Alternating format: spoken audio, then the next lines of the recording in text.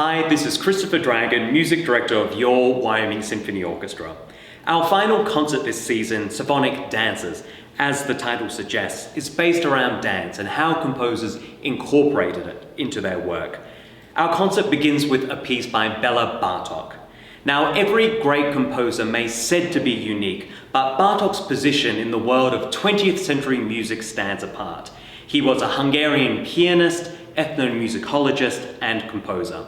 As his career evolved, he contributed some of the most esteemed and respected works to the standard repertoire. The folk music of Hungary and his adjoining neighbours was the soul of Bartok's voice. In 1906, he annually roamed the countryside, noting down or recording the melodies he heard. Like other nationalist composers like Dvorak, Bartok believed that the future of distinctive Hungarian music lay in recovering its authentic past. The town where Bartok was born lay on the border of Romania, and so the collection of Romanian folk melodies became an early passion. Eventually, Bartok was to transcribe some 3,500 authentic folk tunes. In 1915, he took 7 Romanian fiddle tunes and arranged them into his Romanian folk dances, which was originally for solo piano and later orchestrated into the version we will hear in our concert. It consists of 7 dances. The first movement is titled Dance with Sticks, a solo dance for a young man which includes kicking to the ceiling. It begins with a heavy dug-in accompaniment with a strongly stated melody in the first violins.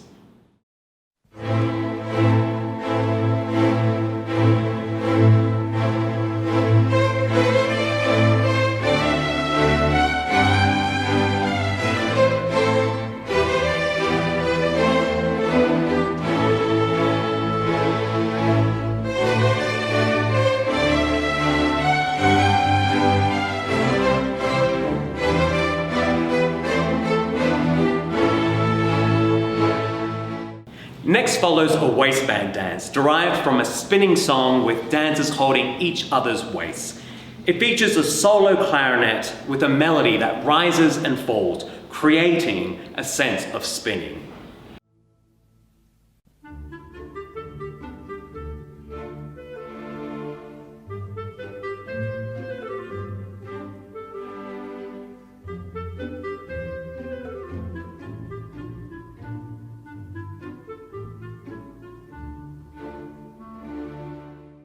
The third movement is titled On the Spot and is a dance in which participants basically stomp on one spot. Now, although the accompaniment is quite eerie, the solo piccolo's accents give us that kind of stomping feel.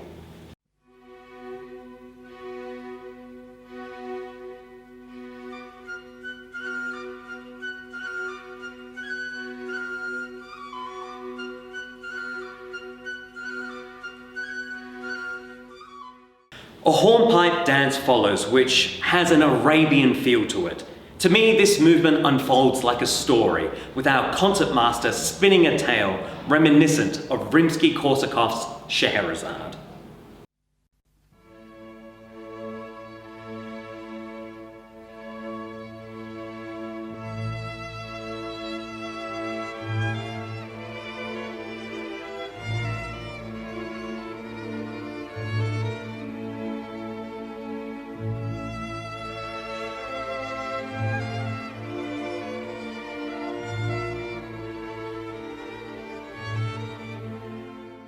Movement 5 is a Romanian polka, a children's dance, so as you can imagine, it is very lively and full of energy.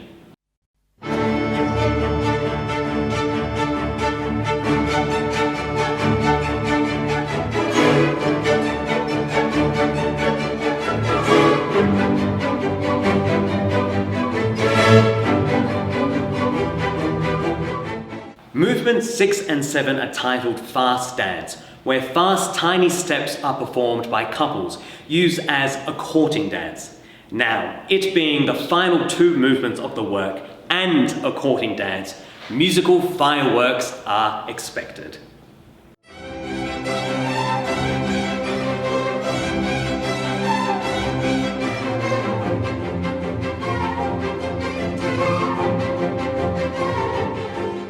The next piece on our program takes us to a very different sound world with the French music of Debussy, who was known as an impressionist composer. Impressionism, I think, is a little bit easier to understand in art. For example, looking at the works of Monet, which uses thin brushstrokes, obscured edges, and plays on light, creating a kind of misty blur. Debussy translated this visual ambiguity to music by unrooting time, making it hard to find the pulse, and taking away the hard edges, resulting in an overall dreamy atmosphere. To get an idea of his music, here is an excerpt from probably one of his most famous works, Clair de Lune.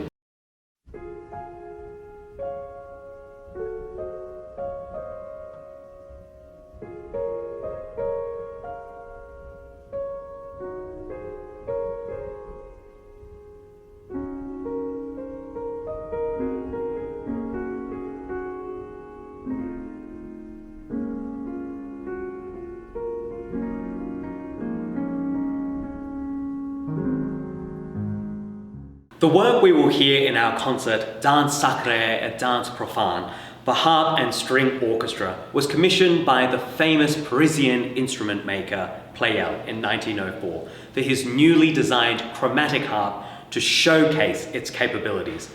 Compared with the traditional harp, Pleyel's invention does not need pedals to play the chromatic notes, but has strings for each individual note. Although the idea was brilliant, it was extremely impractical because of two reasons: the widened size of the harp and the amount of time required to tune the instrument before every performance. Now, although Pleyel's harp went straight to the museum, fortunately Debussy's work has become a favorite among harpists. Though the piece comprises of two dances, they are connected without pause into a seamless whole. The contrast suggested by the titles Danse Sacrée and Danse Profane, which translates to sacred and secular dance, is that between spirit and body, or heaven and earth. The first dance is infused with an ancient grace, hovering, illuminated and awe-inspiring. It begins with quite a simple introduction, setting a solemn character for the entrance of the angelic harp with the main material.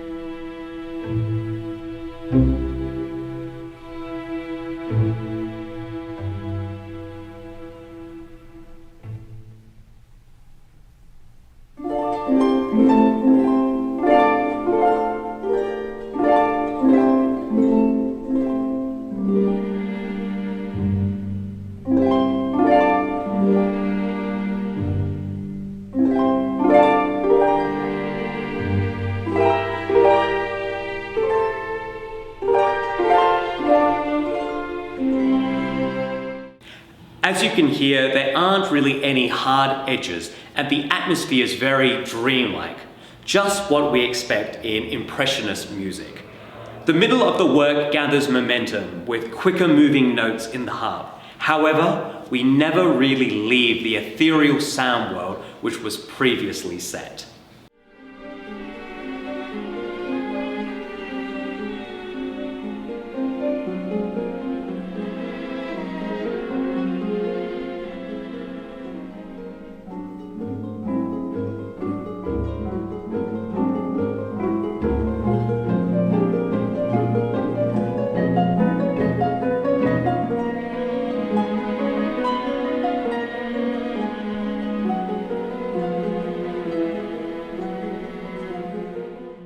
The end of this movement melts away, seamlessly bringing us to the second movement, which begins as a gentle waltz, a dance with 3 beats in a bar. 1, 2, 3, 1, 2, 3. Here is that transition into the second movement.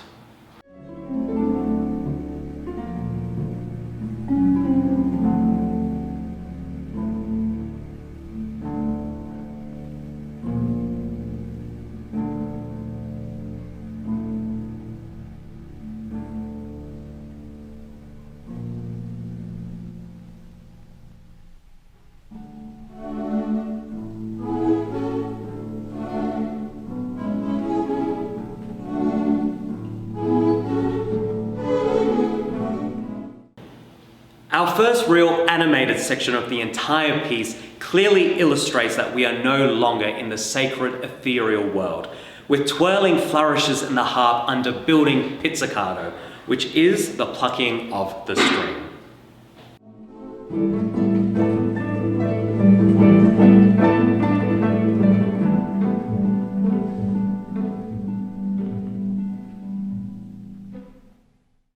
These two ideas continue, with the harp adding more elaborate iterations throughout, until we finally get to a moment where time suddenly stands still.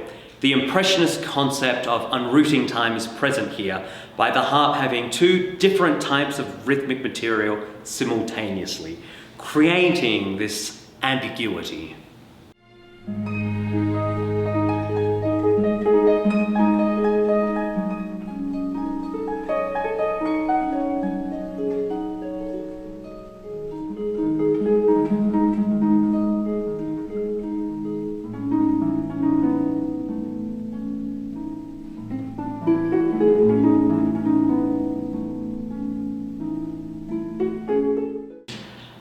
We eventually return to our waltz material, which builds to a climax at the end of the movement, where we find the loudest dynamic of the entire work.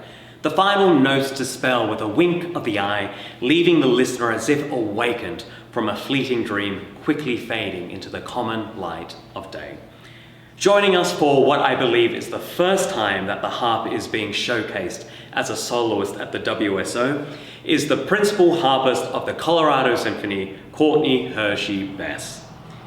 This brings us to the final work on our program by Ludwig van Beethoven, a German composer and pianist that was a crucial figure in the transition between the classical and romantic periods in music.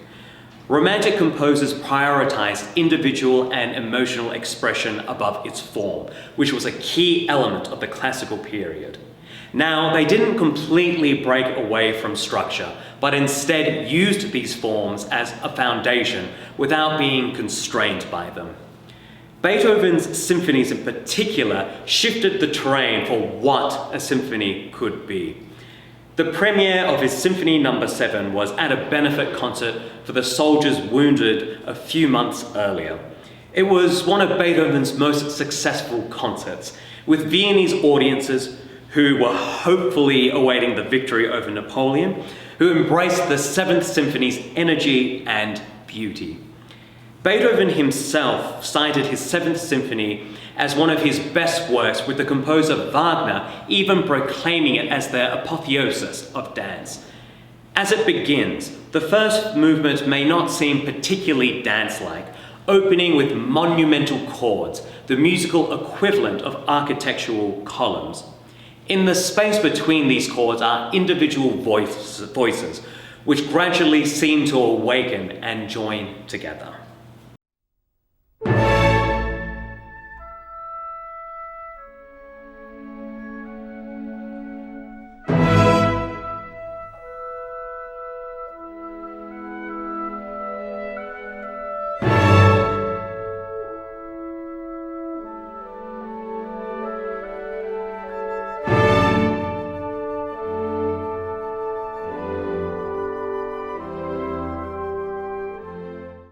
Chugging scales are passed between the upper and lower instruments, while the individual voice melody we heard before continues.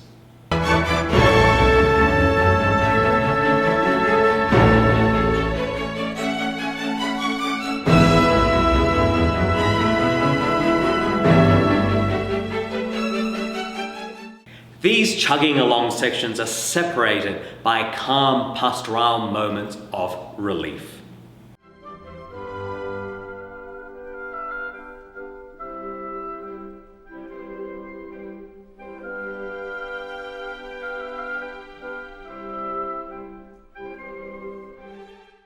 This is the longest of any of Beethoven's introductions, and actually was the longest yet of any symphony at the time.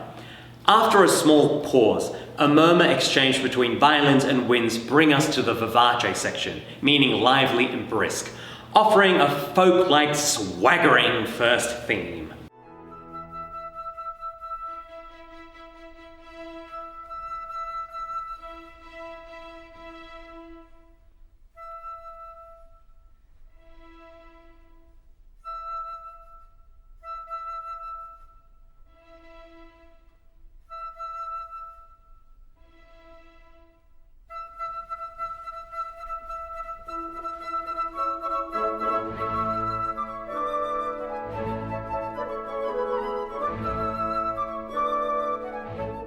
You might already be able to tell from this example that the symphony's dance elements, vitality, and sense of celebration are conveyed principally through rhythm and its general sense of forward momentum.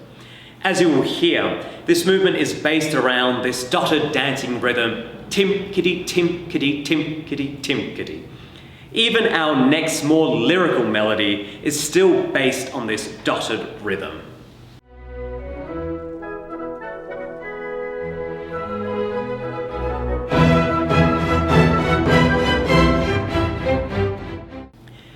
The character suddenly shifts to something quite mysterious and agitated, with interjections by the lower strings and woodwinds that build to a grand closing, all still based around this dotted dancing rhythm.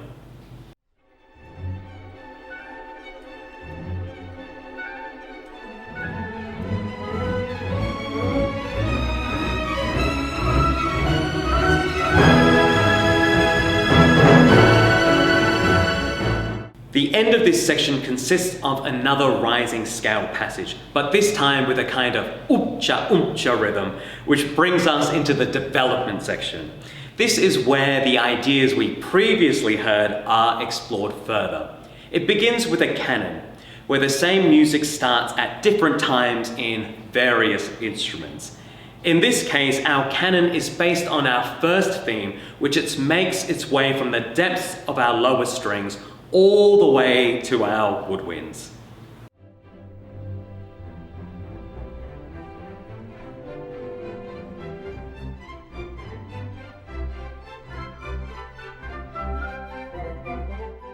As you can hear, our dancing dotted rhythm continues to be present throughout.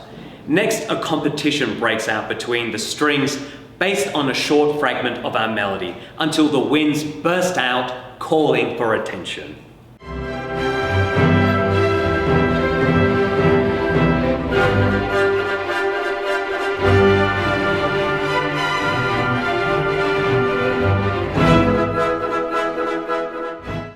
We then have a jolly, bitsy section which is followed by a long build, still based on our dotted rhythm with a rising dialogue in the strings.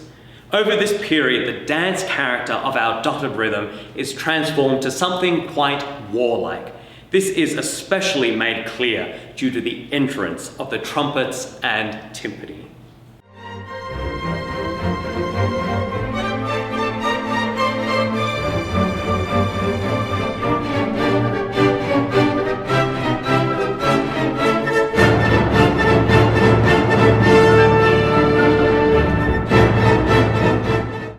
We then have a very interesting transition, bringing us to the recapitulation, which is the return of the material we heard at the beginning of our vivace section.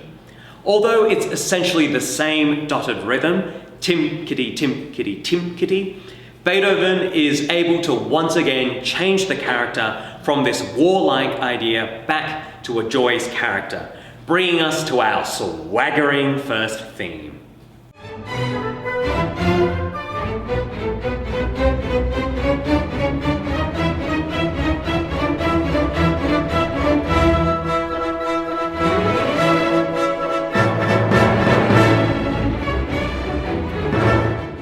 So after hearing a bit of this first movement, you can probably understand why Wagner considered this symphony the apotheosis of dance. The second movement pulls back the frantic rush of the first into a melancholy march with a dramatic shift to the minor key. This movement has been a favourite since its premiere in 1813, with early audiences often demanding encores before the remaining movements. This movement is structured as a kind of double variation. It begins with the main melody played by the lower strings built on an ostinato. This is a repeated rhythmic figure. In this case, long, short, short, long, long.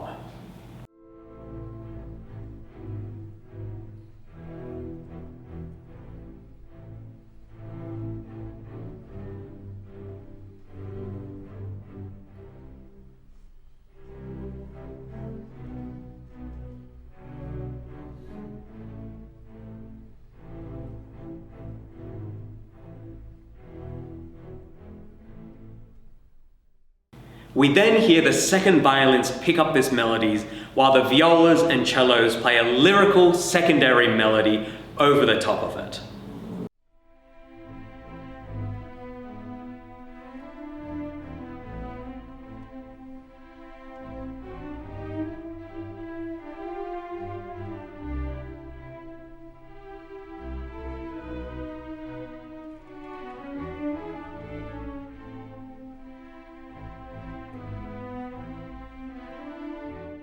The first violins then take over this ostinato, building until the full force of the orchestra is used, with the winds punctuating this melody. It eventually winds down, shifting the dark minor key to a brighter major for a warm pastoral section.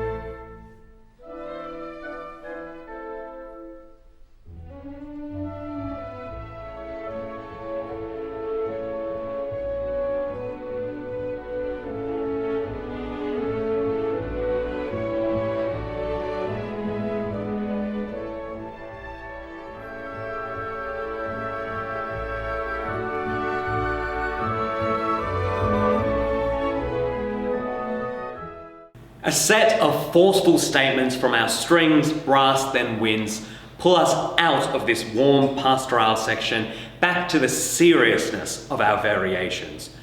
We now hear our ostinato melody in the pizzicato, which is the plucking of the string, our lyrical second melody in the woodwinds, and a dialogue in the first violins and violas, exchanging arpeggios, the notes of which a chord are made of.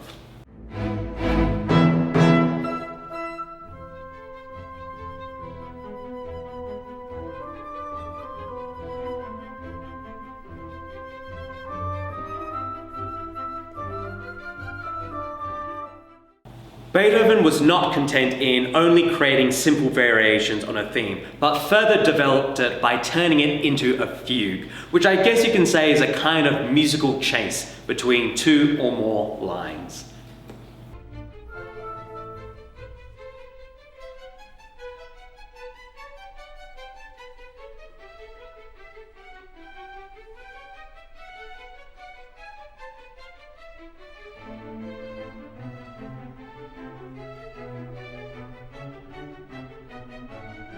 This fugue section builds to a climax using the full force of the orchestra until once again it fades away to our warm pastoral material.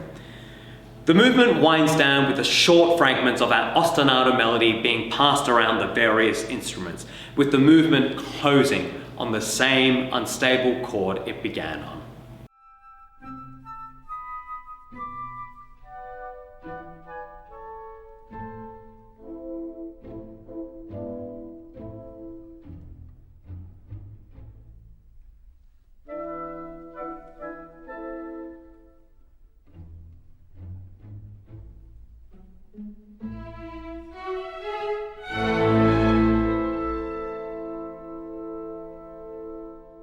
The third movement pops out with a bright scherzo, bringing us back to the dance aspect of this symphony. It consists of two alternating sections, a frolicking presto, meaning very fast, and a more relaxed yet majestic trio. There are two main melodic ideas that make up our frolicking presto: a loud, short, ascending introduction and a descending scalar pattern that is very playful, of which you can almost picture children playing along to.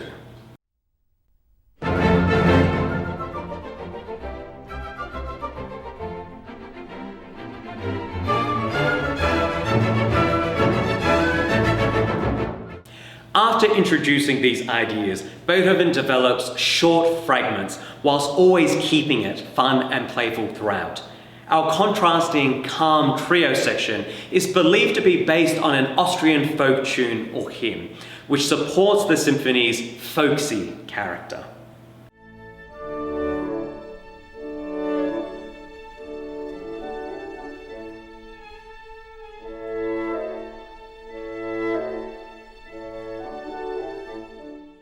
Regardless of these two contrasting, alternating sections, it is clear that we're back in our world of dance.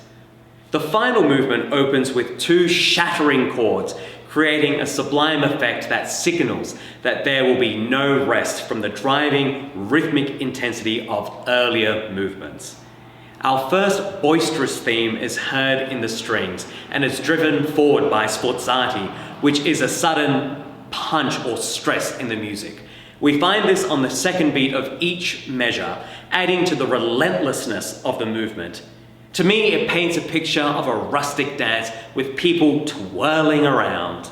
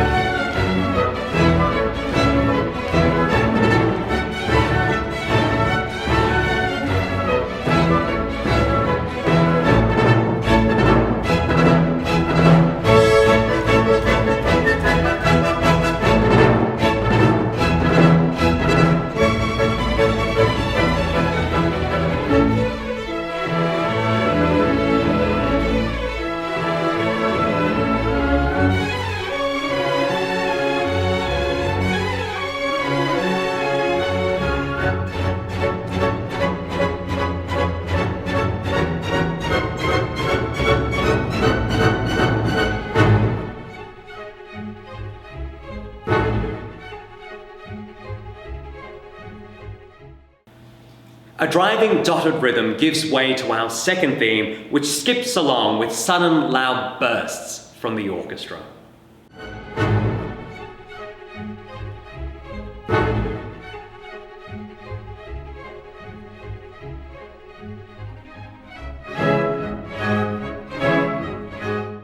The development section of this movement once again explores our previous ideas further. It starts with a battle between the violins and lower strings, full of tension, with interjections by the entire orchestra reminding us of the boisterous dance theme.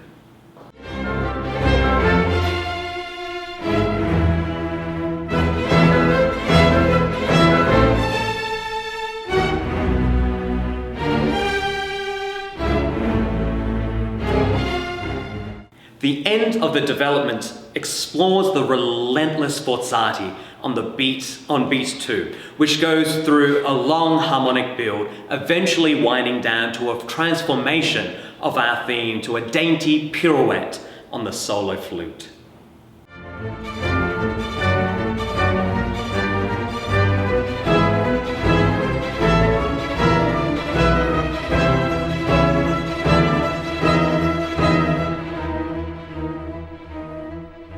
Our shattering chord returns, bringing us back to the opening material of our rustic dance, followed by our second melody that skips along.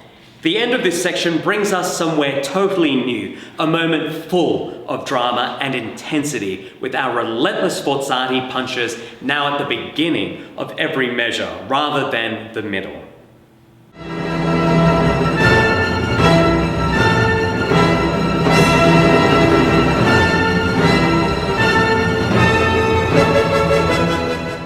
The coda closes this movement. This is a closing section that serves as a final opportunity for development. Here, Beethoven uses it as one last final build, building on a fragment of our boisterous theme being passed around the strings. This long build culminates to a joyous ending of cascading scalic passages.